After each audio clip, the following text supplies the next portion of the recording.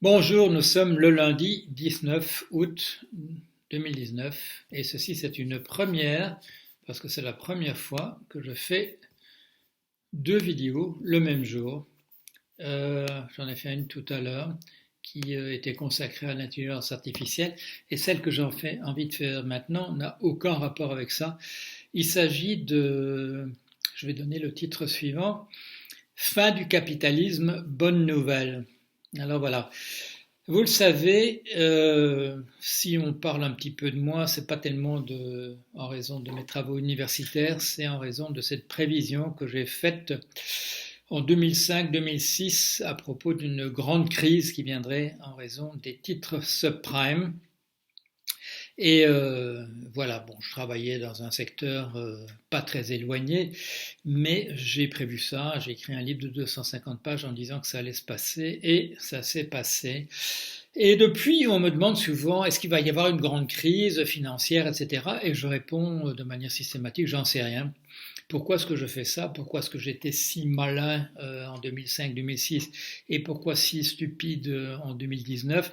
C'est parce qu'en 2005-2006, il y avait une ligne très clairement tracée entre les titres adossés à des prêts au logement subprime et une destruction systématique une grande partie de la finance telle qu'elle existait à l'époque. Ce n'est pas le cas en ce moment, le système s'est fragilisé davantage parce qu'on n'a pas pris les mesures qui devaient être prises, mais il n'y a plus, je dirais, de ligne nettement tracée entre un secteur particulier et une grande crise. Il y a de multiples facteurs qui pourraient effectivement produire une crise. C'est pour ça que je ne m'oppose pas aux gens qui disent oui, il y aura une crise à cause de ceci ou à cause de cela. Ils ont peut-être raison, mais ce n'est pas du même ordre de ce qu'on voyait s'annoncer en 2005-2006. Depuis, j'ai fait deux grandes prévisions de l'ordre de celles que j'avais faites à propos des subprimes. J'en parle souvent de celles relatives au Brexit. Au moment où les Britanniques ont voté par 51% quelque chose pour sortir de l'Union européenne, j'ai dit c'est impossible. C'est impossible pour des raisons économiques, ça va provoquer un effondrement économique considérable, et c'est impossible en raison des accords du Vendredi Saint 1998 qui ont modifié, qui ont permis à la situation en Irlande du Nord de se stabiliser et qu'on sorte d'une guerre civile atroce dans le nord de cette île où se trouvait une population à l'époque essentiellement protestante. C'est plus le cas maintenant en raison de l'évolution de la démographie et le reste du pays catholique qui a une autre représentation des choses, des populations aussi d'une composition ethnique légèrement différente à l'intérieur du Royaume-Uni. Ma troisième prévision, c'est la fin du capitalisme. Alors là, pour celle-là, pour le Brexit, j'ai l'impression que mes chances sont encore très grandes que ma prévision se réalise, malgré tout ce qu'on entend dire, malgré le fait qu'on dise que le Brexit aura lieu de toute manière en octobre de cette année-ci. Je ne suis pas convaincu que ce sera le cas. Je crois que d'une certaine manière, sinon la raison, du moins les faits vont prévaloir.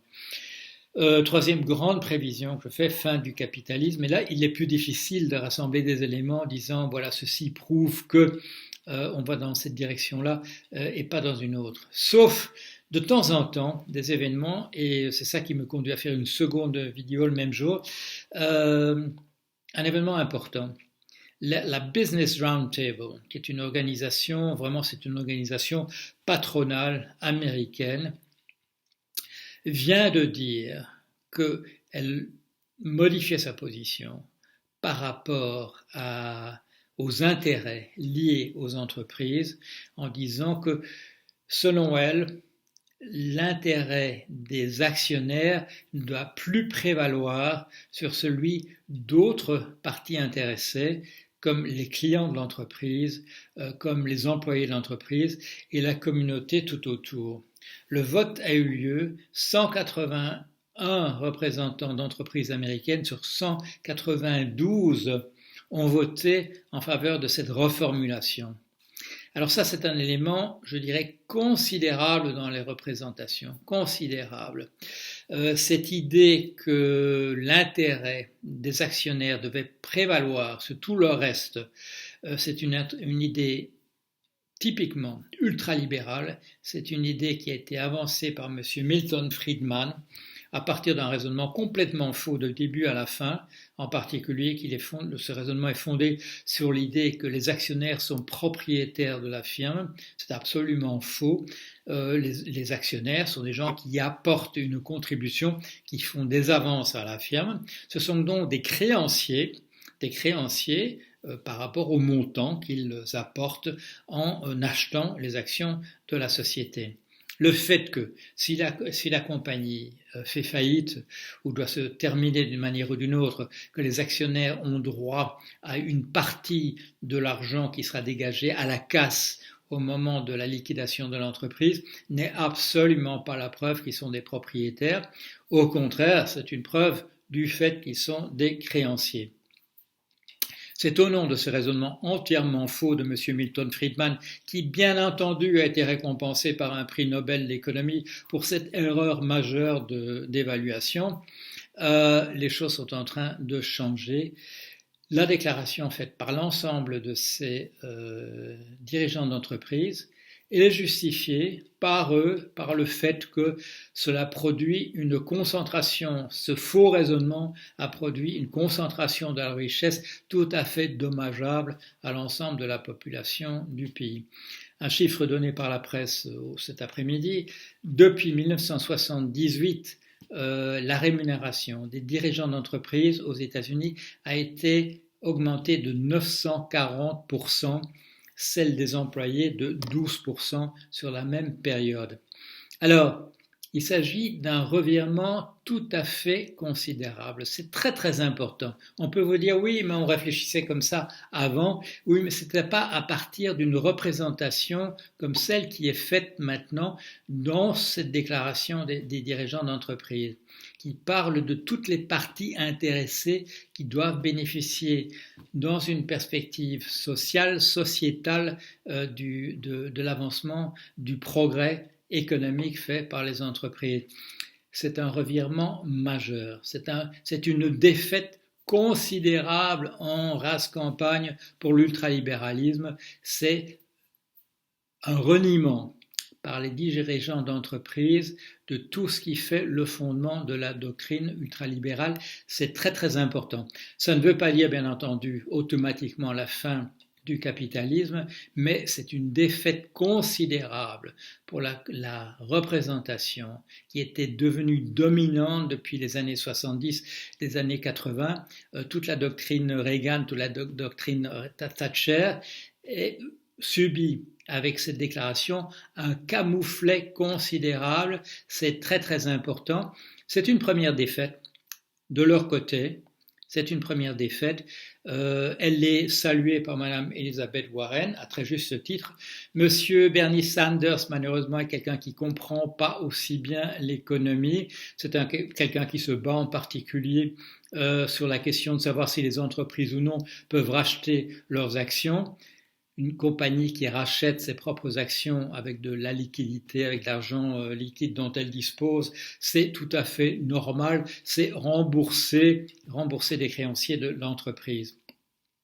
Pourquoi est-ce que M. Sanders s'oppose à ça à partir d'une conception qui est très répandue dans la gauche, qui est le fait que ça fait monter le prix des actions. Effectivement, il y a moins d'actionnaires, donc le prix des actions augmente. Le problème là, il n'est absolument pas lié à cela. Le problème, il est lié au fait que les entreprises qui rachètent leurs propres actions utilisent ça comme un moyen de gérer les stock options.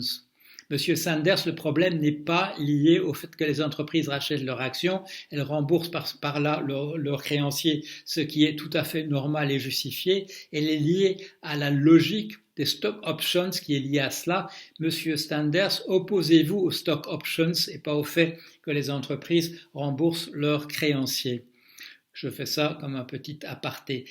Quoi qu'il en soit, cette chose qui s'est passée aujourd'hui, c'est un événement considérable et qui s'inscrit dans le cadre de ma prévision d'une fin du capitalisme. C'est un revers considérable pour la position défendue par les ultralibéraux, par les capitalistes de choc, par les gens qui défendent une conception du capitalisme, je dirais, du capitalisme sauvage, celui qui produit la concentration de la richesse.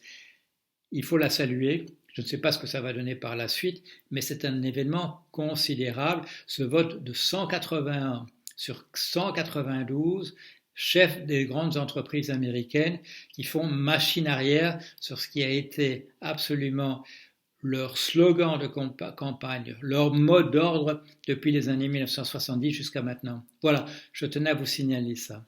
À tout à l'heure ou à un autre jour. Je ne crois pas que je vais faire une troisième vidéo pour aujourd'hui.